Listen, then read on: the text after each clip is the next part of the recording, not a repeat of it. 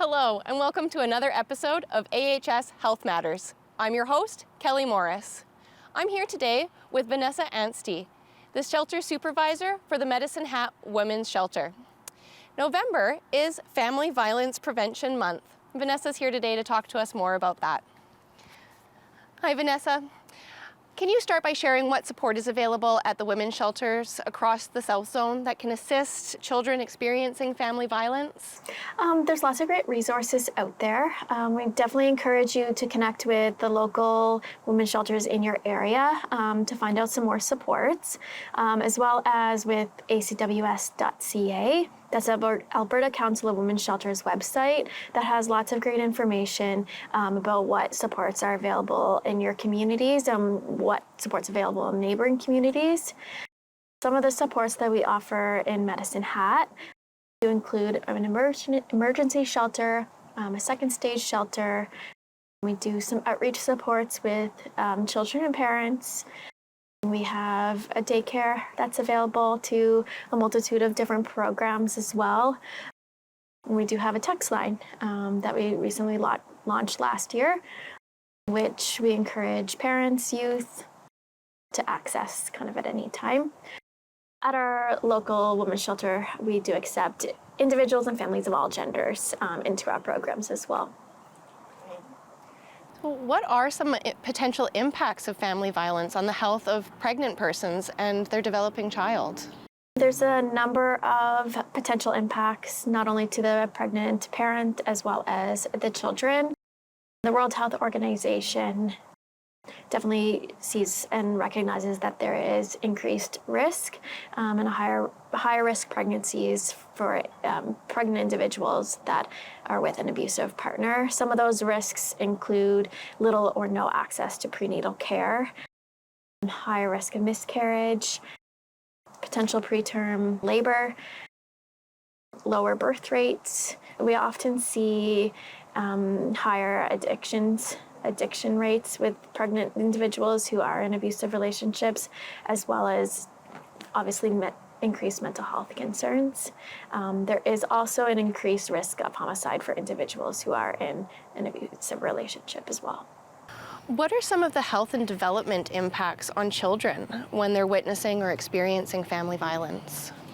We'll see quite a number of different potential developmental concerns from birth to adulthood and even onward from adulthood.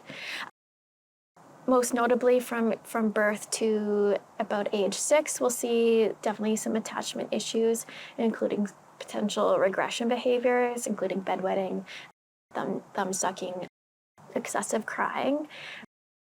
From ages 6 to 12, often we'll see some of those mental health concerns start to develop. We'll often see children and youth blaming themselves for the abuse that is occurring and wanting to try and intervene. From adolescence onward up until adulthood, oftentimes we'll see some of those risky behaviors start to develop. Could be substance use, mental health concerns, suicidal ideation, things like that. And oftentimes we'll see some of those developmental delays, which can be brought on by increased isolation and kind of the fear of the abusive parent. It can be inhibiting wanting to play, things like that. So how does the family violence create these barriers for children and youth while they're trying to access the appropriate health care and supports that are needed to prevent some of these issues? The biggest thing to take away from that would be with abuse comes increased isolation. Often that's what is mostly reported by the families that we come across. So that could be the fear of reporting. Abusive individuals often will want to keep that power and control over the individuals. So some of those potential physical assaults might go unreported. There are also, and sometimes we will see it, children and youth not wanting to add some of that extra stress to their parent. So that could be also an indication of a barrier. So at the beginning of our chat, you did mention some of the supports that are available here in Medicine Hat, as well as other women's shelters. But what are some ways that people in our own communities or in our neighborhoods or in our own families can support children and youth that may be experiencing family violence? I think the biggest thing is just to believe what they're telling you. If they are reaching out to you and telling you about what's going on, believe them. That's, I think, first and foremost. But there's lots of different ways you can support individuals, whether it be children and youth or adults that are experiencing family violence. Giving them the space and providing some of that empathy and warmth and connection. Knowing what supports are out there is also very important. So reaching out to local women's shelters and just increasing that knowledge for yourself, I think, is also a way that you can be a support for individuals, knowing the resources that are out there. With children, setting clear expectations and age-appropriate boundaries and expectations, I think, is very important as well. Yeah. That's great. Well, Vanessa, this is a very important topic, especially during the month of November and Family Violence Prevention Month. So thank you for helping increase that awareness today by sharing this information and the resources available. Thank you.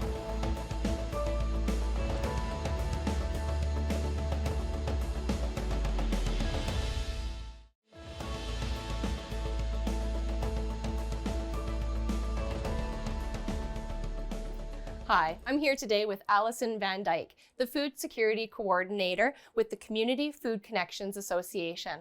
And we're here today to talk about healthy eating on a budget. Hi, Alison. Hi, Kelly. So how does meal planning reduce food cost? Yeah, so I like to tell people that when you're trying to eat healthy on a budget, there is a little bit of a trade-off, and that trade-off is time. And so it requires a little bit of planning in advance and a little bit of work in planning your shopping as well. So it's not as easy as going through the drive-through at a fast food place, but you're going to have healthier food and you're going to feel better for it. So what you would need to do is do a little bit of planning around what's on sale. So you kind of start with what's on sale and then build a menu around that. And then you go and do your grocery shopping and base your cooking off of that. And so you're reducing your cost up front. You're preparing things in advance for those times where it is easier to just pick something up, but you might have something already prepared that you have done at an affordable price. And it's generally healthier than the fast and processed foods that you would get at this store. Great.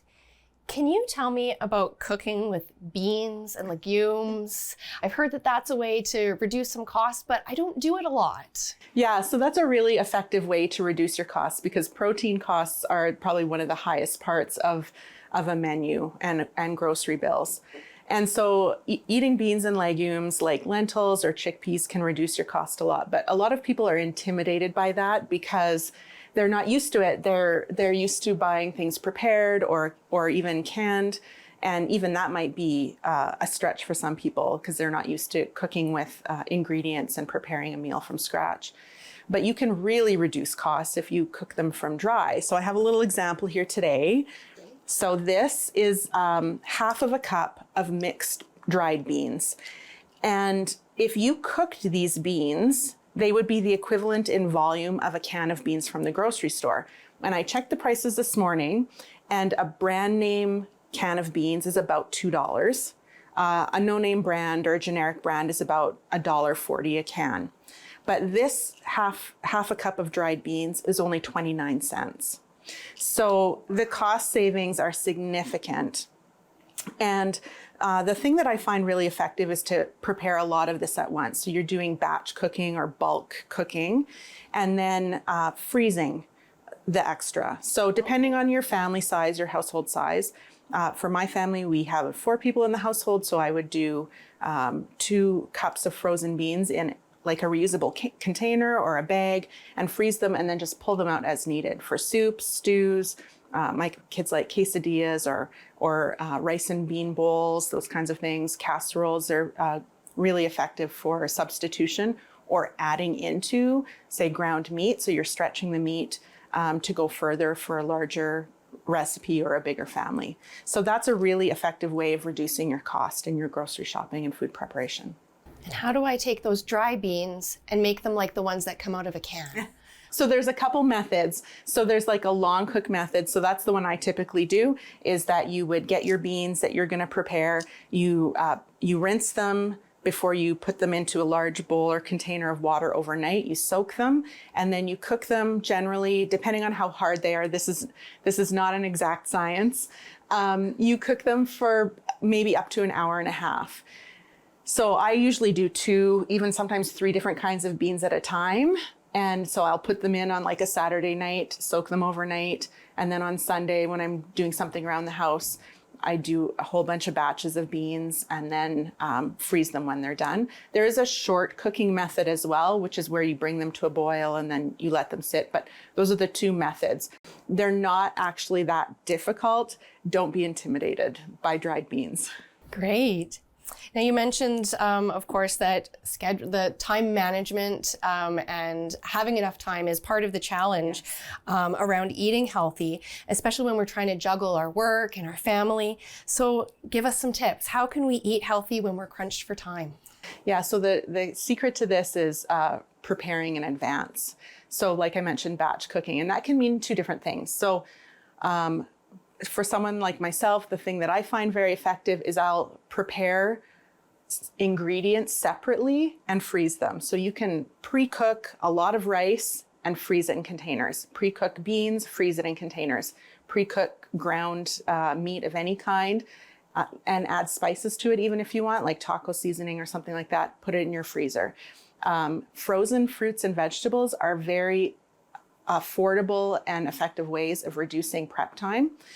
They're very nutritious. They're usually quite a bit cheaper than even fresh, and you have it at the ready. They're already prepped. They've been washed and cut up and they're ready to go. So having things kind of partially prepared in advance and then almost just assembling them and cooking them through is a really good way. Other methods is to do big batch cooking where you say, make 3 lasagnas at once, put 2 in the freezer, have 1 for supper, and you've done pretty much the same amount of work as you would doing just 1. Doing big batches of things like chili or soups or stews and freezing them. The freezer is your friend if you want to save time. And then you just pull it out, and you can freeze it in the larger pans for a family, or if you live alone, you can, for example, make a single lasagna, portion it out into what you would typically eat at a meal, and then freeze it in individual containers, and you have it there at the ready. Awesome. Those are some great tips for how to save time.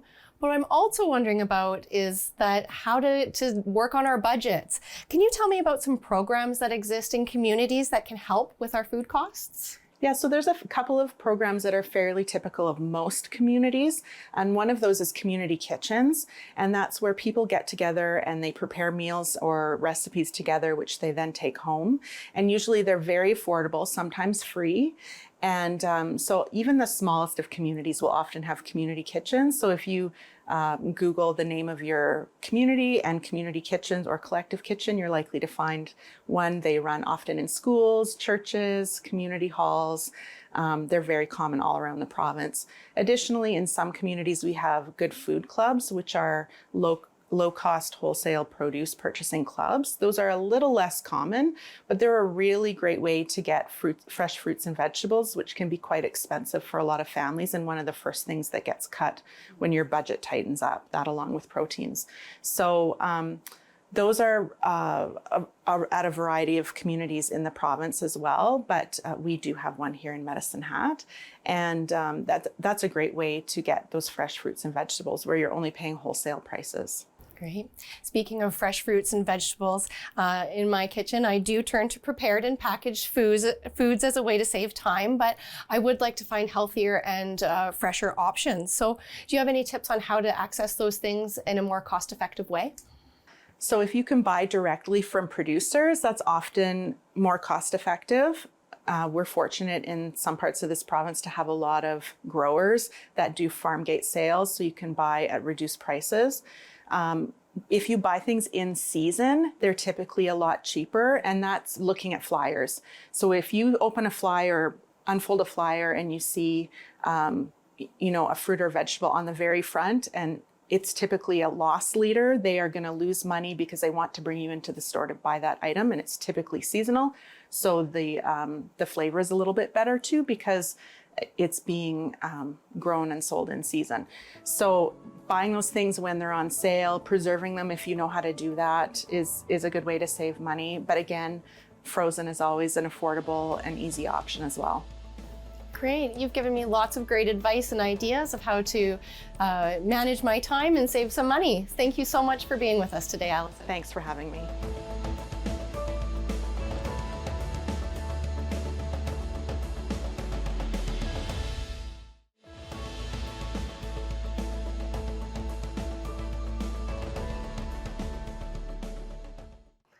Hello, I'm joined now by Erynn Biggar, a health and wellness consultant with Ever Active Schools. And today we're going to be talking about staying active as we age.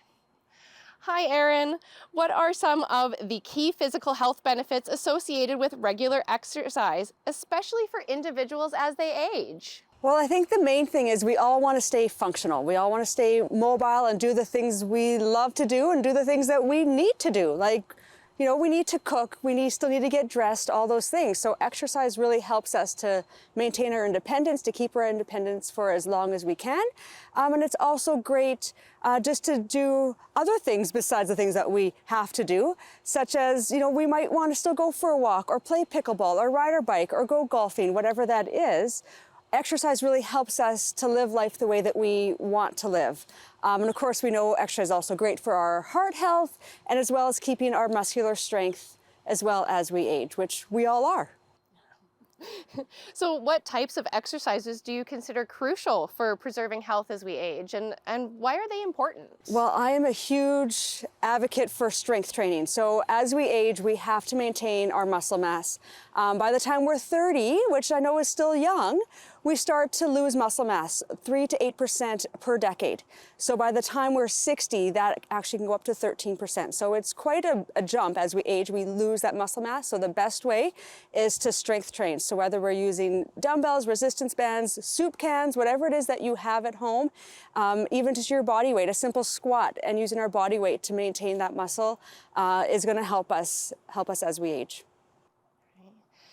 What are the Canadian 24-hour movement guidelines for adults 65 and over? And how will following these recommendations contribute to healthy aging? So the 24-hour movement guideline, it really sets out kind of what we should do, how much we should sit, how much we should be active, how much we should sleep for all the age ranges. So for 65 plus, we really want to get 150 minutes per week of some sort of moderate to vigorous exercise. So if we break that down, that's going to be 5 days a week, 30 minutes at 5 times a week. So if 30 minutes is like, oh, that seems so much, let's break that down into 10-minute chunks. We can accumulate 150 minutes throughout our whole week. And that is something that gets our heart rate elevated just slightly or into a more vigorous heart rate, where that could be we're going for a walk or a bike ride and we can still talk, but we're a little bit more labored in our breathing. So that kind of lets you know of where we are. Our heart rate is up high enough. So we want to get 10-minute bouts to equal about 150 minutes a week at minimum. And within that, if we can do at least 2 days a week of strength training. So again, helping build that muscle mass and our strength as we age.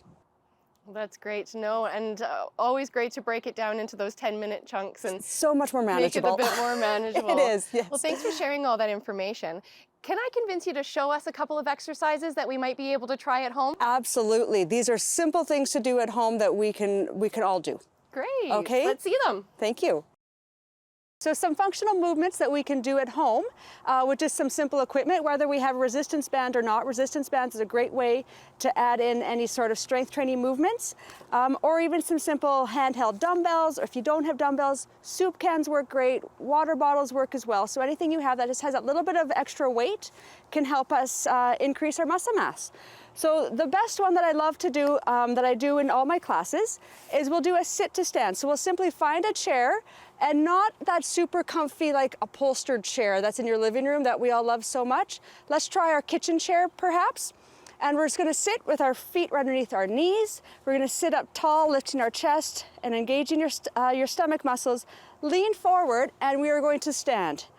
Looks pretty simple. But we're gonna do that again in reverse. We're gonna bring that bum back, reach for that chair, and have a seat. So our sit to stands, and when we do it very intentionally and with purpose, is actually the best way to strengthen our leg muscles. So this is a great way to build the strength, to keep that endurance, and of course, it is functional. If we think about how many times a day we sit and stand, we're gonna thank ourselves for building up the strength to do so. If we need to use our hands to start, we definitely can as well, whether on the chair or they're on our legs. Okay, so progression is key. So we're gonna start there. See, my heart rate got up. It looks easier than it is. From there, we're gonna build on. So if we're starting to do this and it's getting easier and easier, we're gonna add in a step. So we're gonna go sit to stand, and now we're just gonna shift our weight as though we were walking away. We'll bring that foot back to where we started, reach for that chair again. And we're gonna step with the other side this time. So again, just building on the progression of the movement. Sit to stand to step. So great functional fitness move here. Keeps us active, keeps us going, and again, great way to strengthen our leg muscles. We want to strengthen the large muscles in our body. From there, if we're getting really good, we're gonna sit to stand and now balance. And we're gonna try the other leg. Sit to stand to balance. See how we do with that. And you'll be amazed at how quickly you will build up the strength and you'll build up your endurance. Next, from there, we're just gonna work on balance. So our balance is so important, especially as we age. It works all of our tummy muscles, our core muscles, and that's how we get our balance. So if we can stand feet together, fantastic. This might be a challenge, and that's okay. Start where you are. If we can go here and balance, great. You might wanna be close to a kitchen counter at this point. Again, nothing flimsy that you're gonna use for balance. Do not grab your lamp, for example. But let's grab something solid. So if we can get both feet together and we can stand tall and balance, that is where we want to be, okay? From here, let's try to lift up one foot and the other. It might just start with a simple toe tap. Again, bringing those feet back together. From there, again, progression, we're going to start to lift up a knee and lift up the other knee. And see how high we can start to bring that knee, maintaining that core balance, and we're staying upright. If we can go to the front, that probably is the easiest as we are used to that forward motion. Next, we're gonna go out to the side. And can we stay balanced on the side? And if so, can we bring that leg up and maintain our balance? Okay, we're gonna try both sides. And lastly, can we maintain our balance and stay to the back? Oh, I made it. Okay, the last item is we're gonna work on a pattern. So this is also great for our cognitive development and flow and all that sort of thing. So we want to keep our brain sharp. So if we can think balance, awesome, I'm getting my physical fitness. Now let's see where I'm at with how sharp my brain is. So we're gonna tap, we're gonna think of a pattern. So if I go tap, tap, and maybe I'm gonna come up knee, knee, tap, tap, knee, knee, and we don't even notice how much balance work, how much core work we're doing. We're just thinking, oh, we're also doing a pattern. But can we do tap with one foot, knee with the other, tap, knee? It takes a lot more coordination, other side, tap, knee, tap, knee. So again, we're always just trying to build on to what we're doing well, but we got to start somewhere and we build from there and keep challenging ourselves physically. And of course, if we add in patterns, we get to challenge ourselves mentally as well. That's all for me. Thank you.